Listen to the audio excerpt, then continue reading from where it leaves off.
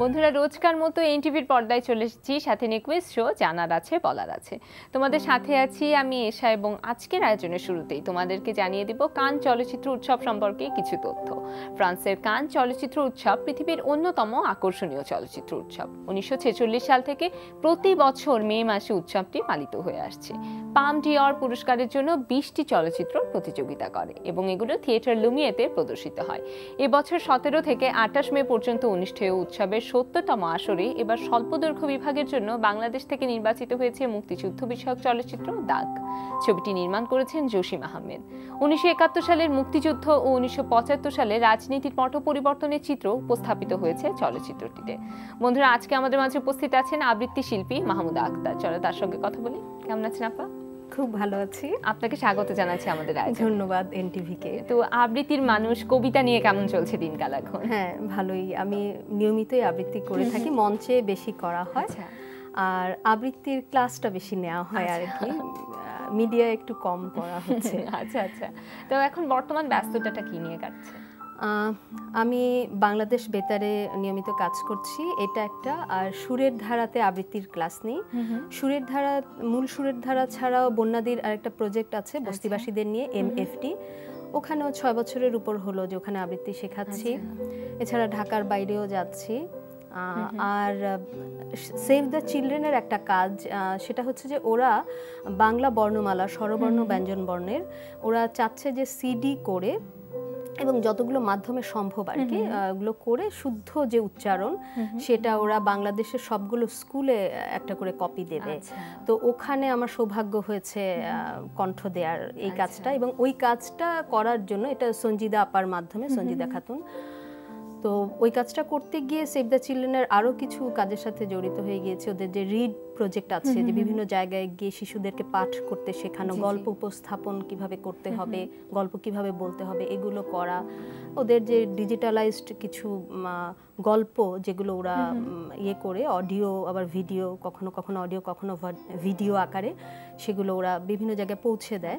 তো ওগুলো তো আমার কণ্ঠ দেওয়া হয়েছে বা কাজ করা হয়েছে। এটা চলছে আর কি, চলমান বিষয়টা। ছোটদের জন্য তাহলে অনেকগুলো কাজেই আপনি? হ্যাঁ, ছোটদের সঙ্গেই কাজ করা হচ্ছে আমার বেশি। আর বেতারে বলছিলেন যে নিয়মিতই কাজ করছেন, তো কি ধরনের কাজ? বেতারে আমি সংবাদ পাঠ করি। এটা তো সপ্তাহে 2 দিন মানে আছে আমার ফিক্সড।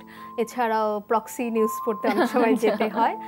আর হচ্ছে কখনো কখনো গ্রন্থনা করতে হয়, কিছু বিষয়ভিত্তিক লেখা লিখে, যে টক্স যেগুলো বলে এগুলো করতে হয়। আর আমি বাংলাদেশ বেতারের একজন নাট্যশিল্পী, নাট্যকার এবং নাট্য নির্দেশক। সেজন্য আর কি ওই অভিনয়, নাটক এগুলো নিয়েও কাজ করতে যেতে হয়। আর আরেকটা কাজ হচ্ছে আমার বাংলা ভাষা নামে, এটাও 100 পর্বের বেশি হয়ে গেছে, প্রতি সোমবার সকালবেলা যায়। আমার বাংলা ভাষা ঠিক ওই উচ্চারণ, শব্দ, বাংলা ব্যাকরণ, বানান ইত্যাদি নিয়ে আর কি, প্রশ্নোত্তর ধরনের। ওটাও নিয়মিত করছি। হ্যাঁ, সোমবার সকাল 7:30টায় যায় বেতার থেকে। এটাও একটা নিয়মিত কাজ বেতারে। আচ্ছা, তো আপা কথা তো বলছিলাম, কাজগুলো সম্পর্কেও জানলাম। একটা ছড়া বা কবিতা যদি আজকে একটু শুনিয়ে আমাদের এখন। আচ্ছা, এই অনুষ্ঠানের নাম তো আমি যদি ভুল না করে থাকি, জানার আছে বলার আছে।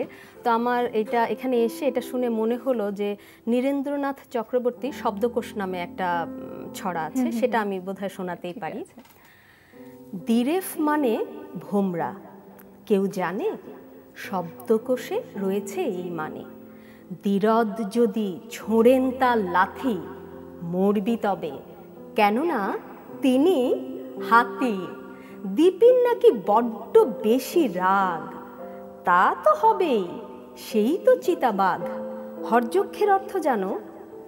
আজ বলছি শোনো, তিনি পশুরাজ। কুরঙ্গত হরিণ, কাকদর, সাপ যেন হে গর্তে যার ঘর। দূর দূর খুব শান্ত প্রাণী। ব্যাং নক্র কিন্তু কামড়ে ধরে ঠ্যাং। তার মানে কি জানতে যদি চাও, শব্দকোষের পৃষ্ঠাটা উল্টাও। চমৎকার, খুব ভালো লাগলো। আমাদের বন্ধুরাও নিশ্চয়ই অনেক নতুন নতুন শব্দ তারা জানলো। হ্যাঁ, খুব মজার। খুবই মজার। তারপর আরো কথা বলবো, একজন বন্ধুর সাথে কথা বলে নি। হ্যাঁ, ঠিক আছে। হ্যালো, হ্যাঁ, আমি ইসমা। কেমন আছো বন্ধু? ভালো আছি, আপনি কেমন আছেন? আমিও খুব ভালো আছি। তুমি কোন ক্লাসে পড়ছো? 9 এ পড়ি। ক্লাস 9 এ পড়ছো, ঠিক আছে। এখন বলো কোন বিভাগ থেকে প্রশ্ন করব? খেলার মাঠ। খেলার মাঠ, ওকে। খেলার মাঠ থেকে তোমাকে প্রথম প্রশ্ন করছি। প্রশ্নটি হচ্ছে, এবারের আইসিসি চ্যাম্পিয়ন্স ট্রফি মোট কয়টি ভেন্যুতে অনুষ্ঠিত হবে? অপশন ক 3টি, অপশন খ 4টি, অপশন গ 5টি। 4টি। খ। অপশন খ 4টি নিলাম, কিন্তু উত্তরটি হলো না। সঠিক উত্তর ছিল অপশন ক 3টি। The Oval, Boston cricket ground ও সোফিয়া গার্ডেন্সে। আর একজন বন্ধু ফোন করেছে। হ্যালো। হ্যালো, হ্যালো, কে বলছো? আমি লাইসা বলছি। কেমন আছো লাইসা? ভালো আছি, আপনি কেমন আছেন? আমিও খুব ভালো আছি। আপু কোন ক্লাসে পড়ছো? আমি ক্লাস 6 এ। ক্লাস 6। এখন বলো কোন বিভাগ থেকে প্রশ্ন করব? বাংলার মুখ। বাংলার মুখ, ঠিক আছে। বাংলার মুখ থেকে আমাদের বন্ধুকে প্রথম প্রশ্ন করছি। প্রশ্নটি হচ্ছে, সাবাস বাংলাদেশ ভাস্কর্যটি রাজশাহী বিশ্ববিদ্যালয়ে অবস্থিত। বলতে হবে ভাস্কর্যটির স্থপতি কে? অপশন ক শামীম শিকদার, অপশন খ সৈয়দ আব্দুল্লাহ খালেদ, অপশন ক নিতুন কুন্ডু। আপু খ সৈয়দ আব্দুল্লাহ খালিদ। অপশন খ সৈয়দ আব্দুল্লাহ খালেদ নিলাম, কিন্তু তোমার উত্তরটি হলো না। সঠিক উত্তর ছিল অপশন গ নিতুন কুন্ডু। আরো একজন বন্ধু ফোন করেছে। হ্যালো। হ্যালো, আসসালামু আলাইকুম। ওয়ালাইকুম আসসালাম, কে বলছো? আমি নুসাইবা নওয়াজ। কেমন আছো নুসাইবা? হ্যালো। হ্যাঁ নুসাইবা, শুনতে পাচ্ছি। কেমন আছো তুমি? আমি ভালো আছি, আপনি কেমন আছেন? আমিও খুব ভালো আছি। তো নুসাইবা বলো কোন বিভাগ থেকে খেলতে চাও? বাংলার মুখ। বাংলার মুখ, ঠিক আছে। বাংলার মুখ থেকে নুসাইবাকে প্রথম প্রশ্ন করছি। প্রশ্নটি হচ্ছে, বাংলাদেশের সংবিধান রচনা কমিটির সদস্য ছিল মোট 34 জন। এদের মধ্যে একমাত্র নারী সদস্য কে ছিলেন? অপশন ক শিরিন আক্তার, অপশন খ বেগম রাজিয়া বানু, অপশন ক সুলতানা কামাল। অপশন খ। অপশন খ। পুরো অপশনটি বলতে হবে। জি আপু, অপশন খটা কি? আচ্ছা, অপশন ক ছিল শিরিন আক্তার, অপশন খ বেগম রাজিয়া বানু, অপশন গ সুলতানা কামাল। অপশন খ বেগম রাজিয়া বানু। অপশন খ বেগম রাজিয়া বানু নিলাম, এবং তোমার উত্তর একদম সঠিক। অভিনন্দন তোমাকে 500 টাকা সমমূল্যের বইয়ের জন্য। এবার দ্বিতীয় প্রশ্নে যাচ্ছি। বাংলাদেশের একমাত্র দ্বীপ অর্থনৈতিক অঞ্চল কোনটি? অপশন ক সেন্ট মার্টিন, অপশন খ সন্দ্বীপ, অপশন গ স্বর্ণদ্বীপ। অপশন ক সেন্ট মার্টিন। অপশন ক সেন্ট মার্টিন নিলাম, এবং তোমার এই উত্তরটাও একদম সঠিক।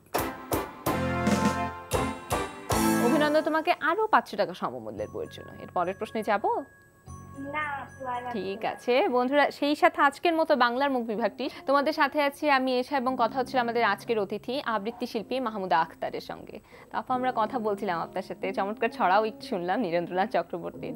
তো যে গল্পগুলো শুনছিলাম, আপনি বলছিলেন যে প্রশিক্ষণের কাজে আপনার অনেক ব্যস্ত থাকা হয়, তো সেগুলো যদি একটু বলতেন আমাদের সাথে। প্রশিক্ষণটাই দেয়া হয় বেশি, যে নিয়মিত তো কিছু জায়গা আছে, বললাম যে সুরের ধারা, এমএফডি, মুক্তধারা, মুক্তবাক। আপনি বলছিলেন যে সুবিধা বঞ্চিত শিশুদের সাথে আপনার সেটা ওই যে এমএফডি, যেটা বন্যাদির একটা প্রজেক্ট। তো ওদেরকে একদম শুরু থেকেই আবৃত্তি, গান, ছবি আঁকা, নাচ, হাতের কাজ এগুলো শেখানো হচ্ছে।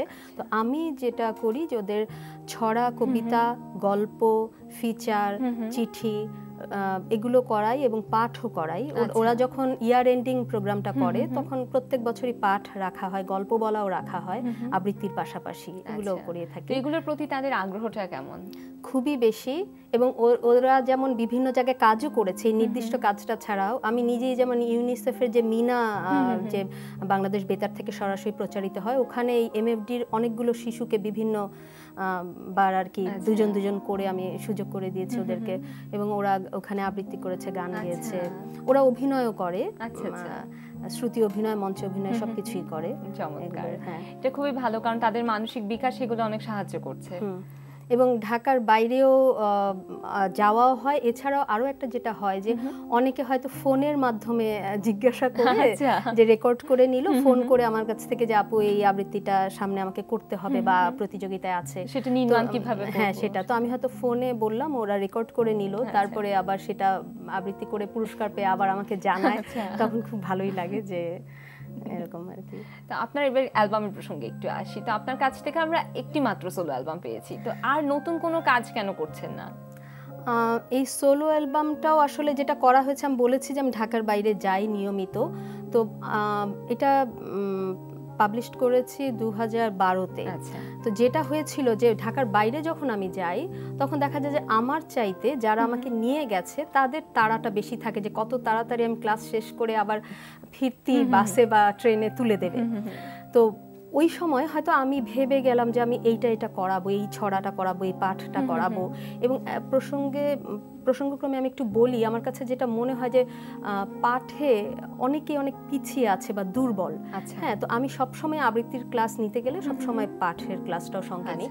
তো আমি হয়তো যে কটা নিয়ে গেলাম দেখা গেল যে আমি করিয়ে আসতে পারলাম না। হ্যাঁ, তখন আমার হঠাৎ করে মনে হলো যে আমি যদি একটা সিডি করি তাহলে অন্তত ওই সিডির একটা কপি ওদেরকে উপহার হিসেবে দিয়ে আসতে পারবো, যেটা ওরা পরবর্তী সময় কাজে লাগাতে পারবে।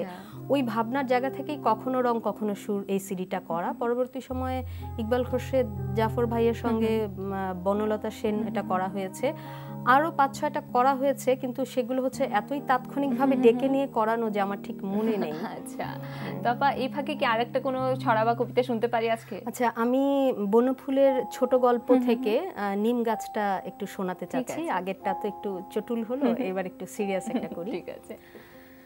কেউ ছালটা ছাড়িয়ে নিয়ে সিদ্ধ করছে, পাতাগুলো ছিঁড়ে শিলে পিষছে, কেউ বা ভাজছে গরম তেলে, খোস দাঁত হাজা চুলকানিতে লাগবে, চর্মরোগের অব্যর্থ মহৌষধ।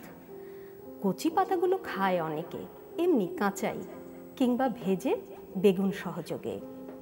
যকৃতের পক্ষে ভারী উপকার। কচি ডালগুলো ভেঙে চিবোয় কত লোক, দাঁত ভালো থাকে। কবিরাজরা প্রশংসায় পঞ্চমুখ, বাড়ির পাশে গজালে বৃদ্ধ খুশি হন, বলেন নিমের হাওয়া ভালো, থাক কেটো না। কাটে না কিন্তু যত্নও করে না, আবর্জনা জমে এসে চারদিকে, শান দিয়ে বাঁধিয়ে দেয় কেউ, সে আরেক আবর্জনা। হঠাৎ একদিন একটা নতুন ধরনের লোক এলো, মুগ্ধ দৃষ্টিতে চেয়ে রইল নিম গাছের দিকে। ছাল তুললে না, পাতা ছিঁড়লে না, ডাল ভাঙলে না, মুগ্ধ দৃষ্টিতে চেয়ে রইল শুধু। বলে উঠল, বাহ কি সুন্দর পাতাগুলি, কি রূপ, থোকা থোকা ফুলেরই বা কি বাহার। এক ঝাঁক নক্ষত্র নেমে এসেছে যেন নীল আকাশ থেকে সবুজ সায়রে।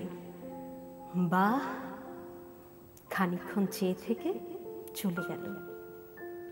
কবিরাজ নয়, কবি।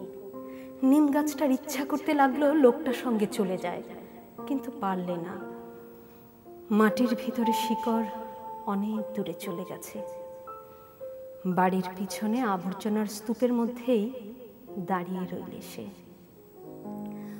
ওদের বাড়ির গৃহকর্মে নিপুণ লক্ষ্মী বউটার ঠিক এক দশা। চমৎকার, ভীষণ ভালো লাগলো, ভীষণ সুন্দর একটি বার্তাও রয়েছে। তো আপা, আমরা আরো কথা বলবো, একজন বন্ধু ফোন করেছে, তার সাথে কথা বলি। ঠিক আছে। হ্যালো হ্যালো হ্যালো, হ্যালো, কে বলছো বন্ধু? আসসালামু আলাইকুম।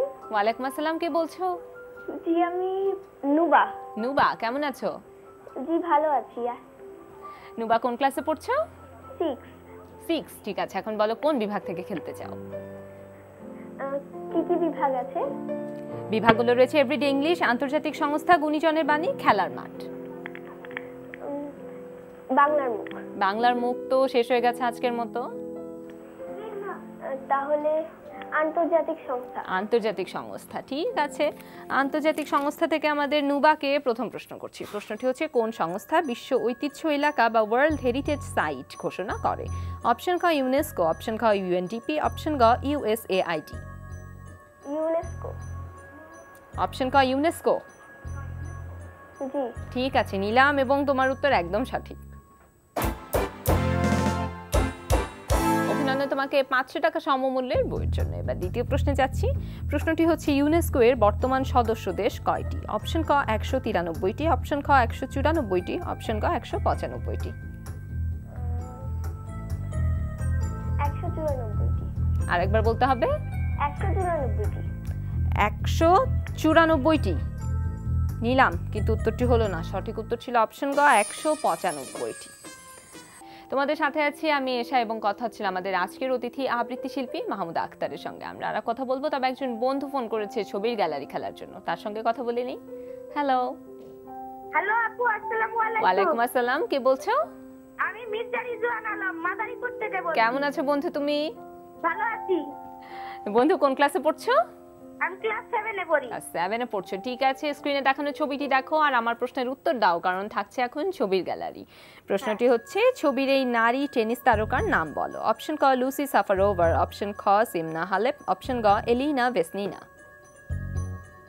আপু অপশন গ এলিনা ভেসনিনা। অপশন গ এলিনা ভেসনিনা নিলাম, কিন্তু উত্তরটি হলো না। সঠিক উত্তর ছিল অপশন ক লুসি সাফারোভার। আরো একজন বন্ধু ফোন করেছে। হ্যালো। হ্যালো। ও লাইনটি কেটে গেছে। বন্ধু চেষ্টা করতে থাকো, আশা করছি খুব শীঘ্রই লাইন পেয়ে যাবে। তো আপা আবার আপনার কাছে ফিরছি। আমরা কথা বলবো, তবে তার আগে আমার একটু ছড়া বা একটা কবিতা শুনতে ইচ্ছা করছে এখন। আগেরটা তো একটু আমরা খুব একটু ছোট গল্প ছিল বনফুলের। এখন কি আবার একটু ছোটদের জন্য একটু আনন্দের একটা ছড়া যদি শুনি? আমার এটাই মজা যে আসলে ছোটদের ক্লাস নিয়মিত নিতে নিতে ওদেরকে শেখাতে শেখাতেই আসলে আমার শেখাটা হয়ে যায়। এটা আমার জন্য খুব একটা প্লাস পয়েন্ট হয়েছে আর কি। আমি ডিএল রায়ের তানসান বিক্রমাদিত্য সংবাদ, এটা সুরের ধারার শিশুদেরকে করিয়েছিলাম। দেখি এটা চেষ্টা করি। ঠিক আছে। হো বিক্রমাদিত্য রাজার ছিল নবরত্ন নভাই, আর তানসান ছিলেন মহা ওস্তাদ, এলেন তাহার সভায়। অর্থাৎ আসতেন নিশ্চয়ই তানসান বিক্রমাদিত্যের কোর্টে, কিন্তু দুঃখের বিষয় তখন তানসান জন্মাননি কো মোটে। তা ধিন তাকি ম্যাও অ্যাও অ্যাও, তা ধিন তাকি ম্যাও অ্যাও অ্যাও। যা হোক এলেন তানসান কলিকাতায় চড়ে রেলের গাড়ি, আর হুগলি ব্রিজ পার হয়ে উঠলেন বিক্রমাদিত্যের বাড়ি। অর্থাৎ উঠতেন নিশ্চয়, কিন্তু রেলপুল তখন হয়নি, আর বিক্রমাদিত্যের ছিল অন্য রাজধানী উজ্জয়িনী। তা ধিন তাকি ম্যাও অ্যাও অ্যাও, তা ধিন তাকি ম্যাও অ্যাও অ্যাও। যা হোক এলেন তানসান রাজার কাছে দেখাতে ওস্তাদি, আর নিয়ে এলেন নানা বাদ্য পিয়ানো ইত্যাদি। অর্থাৎ আনতেন নিশ্চয়ই, কিন্তু হলো হঠাৎ দৃষ্টি যে হয়নি কো তানসানের সময় পিয়ানোর সৃষ্টি। তা ধিন তাকি ম্যাও অ্যাও অ্যাও, তা ধিন তাকি ম্যাও অ্যাও অ্যাও। যা হোক তানসান গাইলেন এমন মল্লার, রাজা গেলেন ভিজে, আর গাইলেন এমন দীপক, তানসান জ্বলে উঠলেন নিজে। অর্থাৎ যেতেন রাজা ভিজে, তানসান উঠতেন জ্বলে, কিন্তু রাজার ছিল ওয়াটারপ্রুফ, আর তানসান এলেন চলে। তা ধিন তাকি ম্যাও অ্যাও অ্যাও, তা ধিন তাকি ম্যাও অ্যাও অ্যাও। হলো সেই দিন থেকে প্রসিদ্ধ তানসানের গীতি বাদ্য, আর আজও রোজ রোজ অনেক ওস্তাদ করেন তাহার শ্রাদ্ধ। অর্থাৎ তাহার গানের শ্রাদ্ধ তার তো হয়েই গেছে কবে, আর তানসান মুসলমান, তার শ্রাদ্ধ কেমন করে হবে। তা ধিন তাকি ম্যাও অ্যাও অ্যাও, তা ধিন তাকি ম্যাও অ্যাও অ্যাও, তা ধিন তাকি ম্যাও অ্যাও অ্যাও। চমৎকার। চমৎকার, একদম আমেজটাই পরিবর্তন হয়ে গেল আমাদের, খুব ভালো লাগলো। ধন্যবাদ তোমাকে। যেসব ছোটদেরকে শিখিয়েছিলেন এটা, তারাও নিশ্চয়ই খুব মজা পেয়েছিল শেখানোর ওরা সময়। তো 130 জনের বেশি ছিল বোধহয়। এটা সুরের ধারার বর্ষ বিদায়ে আচ্ছা করা হয়েছিল।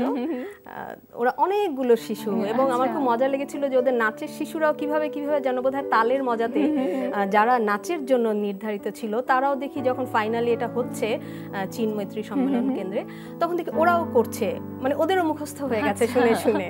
আসলে খুবই চমৎকার, আমিও তো সাথে সাথে বলছিলাম কয়েকটা লাইন, খুব ভালো লাগলো। তো এবার একটু অন্য প্রসঙ্গে আসি। আপনার কাছ থেকে আমরা বেশ কিছু পাপেট, কার্টুন এবং বেশ কিছু চলচ্চিত্রেও আপনার কণ্ঠ শুনতে পেরেছি আমরা। ডাবিং শিল্পী হিসেবে আপনি বেশ কাজ করেছেন। ডাবিং করা হয়েছে 2002-03 থেকে শুরু করে 2012 পর্যন্ত আমার একটানা বেশ ডাবিং এ কাজ করা হয়েছে বিভিন্ন প্রতিষ্ঠানের মাধ্যমে।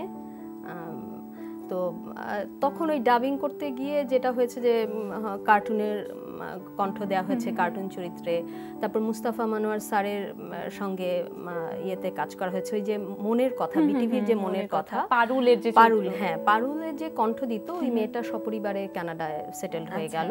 তো পরে আর কি তখন স্যার, এবং ছোটদের মাঝে তো ভীষণ জনপ্রিয় পারুল। এবং আমি এখানে একটা মজার কথা বলি যে স্যারের কাছে যখন আমাকে যেদিন প্রথম নিয়ে যাওয়া হলো মুস্তাফা মনোয়ার স্যারের কাছে, তো আমি একটা বয়স্ক মানুষ, আমি একটা বাচ্চার কণ্ঠ দিতে পারবো কিনা, দ্বিতীয় হচ্ছে অভিনয়টা করতে পারবো কিনা, সেগুলো কিছুই না দেখে স্যার আমাকে জিজ্ঞাসা করলেন যে তুমি কি গান গাইতে পারবে। তো আমি ভীষণ অবাক হয়েছিলাম যে আমি এখানে একটা পাপেটের কণ্ঠস্বর দিতে এসেছি, আমার স্যার দেখবে যে আমি বাচ্চার মতো করে পারছি কিনা, অভিনয়টা পারছি কিনা, কিন্তু স্যার ওইটা কিছু না জিজ্ঞাসা করে বললেন যে তুমি গান গাইতে পারবে। আমি বললাম স্যার সুরটা যদি আমার জানা থাকে বা আপনি যদি সুরটা আমাকে দেখিয়ে দিতে পারেন অবশ্যই পারবো। পরে পারুলের কাজ করতে গিয়ে দেখলাম যে স্যার গান ভীষণ পছন্দ করেন, স্যার নিজেও তো গান গাইতেন, এখনো মাঝে মধ্যে সুযোগ পেলে গান, তো স্যার প্রত্যেকটা পর্বে গান রাখতেন। পারুল মানে ওই মনের কথা শেষই হতো যে পারুল একটা গান গাইছে, পারুল বাউল আছে, হ্যাঁ বাউল তো গাইবেই, বাউল তো অবশ্যই গাইবে, পারুলও গাইতো প্রাসঙ্গিক যে কোনো গান। এই কারণেই বোধহয় স্যার এই প্রশ্নটা করেছিলেন আর কি। চমৎকার। তো এই অভিজ্ঞতাগুলো নিশ্চয়ই খুব দারুণ ছিল। হ্যাঁ খুবই মজার। আবৃত্তি নিয়ে অনেক মানে আরো মজার মজার অভিজ্ঞতা আছে। আমি ফিচারও আবৃত্তি করি। তো একবার মিরপুরে 16 ডিসেম্বরে আমার মনে আছে, সময় একদম কম আছে, ছোট করে যদি গল্পটা শুনি। আচ্ছা, তো ওইবার হয়েছিল যে সবাই নাটক দেখতে এসেছে, পথনাটক কিংবা গান শুনতে এসেছে। তো যখন বলা হলো যে এবার আবৃত্তি করা হবে, কেউ শুনতে চাইছে না, একদম সবাই মিলে আবৃত্তি শুনবো না, আবৃত্তি শুনবো না এরকম করছে। তারপর আমি মনে মনে ভাবলাম ঠিক আছে আবৃত্তি শুনবে না, আবৃত্তির ভেতরে যে একটা গল্প আছে সেই গল্পটা তো নিশ্চয়ই শুনবে। আমি একদম চোখ মুখ কান নাক সব বন্ধ করে শুরু করে দিলাম, এবং বোধহয় জাস্ট 5-6 সেকেন্ড পরে দেখি পুরো দর্শক মণ্ডলী কণ্ঠ দিয়ে সবাইকে একদম, এবং তখন মানে হ্যাঁ সব মন দিয়ে শুনছে, একদম পিন পতন নীরবতা। তো আপা খুব ভালো লাগলো আপনার সাথে কথা বলে, আশা করছি আবারও সুযোগ হবে আরো অনেক গল্প জানবো আপনার কাছ থেকে। আমিও ধন্যবাদ জানাচ্ছি এনটিভি কর্তৃপক্ষকে, বিশেষ করে এই অনুষ্ঠানের প্রযোজককে। আমার এই আজকেই প্রথম এনটিভিতে আসা হলো, সেই জন্য সেটাই শুরু হলো, আবার অনেকবার আমাদের দেখা হবে। অনেক ধন্যবাদ। ঠিক আছে বন্ধুরা, দেখতে দেখতে আয়োজনের একদম শেষ প্রান্তে চলে এসেছি। বিশ্বের যে কোনো প্রান্ত থেকে যে কোনো সময় এনটিভিতে সম্প্রচারিত সংবাদ অন্যান্য সকল অনুষ্ঠান উপভোগ করতে ভিজিট করো আমাদের পূর্ণাঙ্গ ওয়েব পোর্টাল www.ntvbd.com। সবার জীবন সুন্দর হোক এই কামনায় শেষ করছি আমাদের আজকের আয়োজন।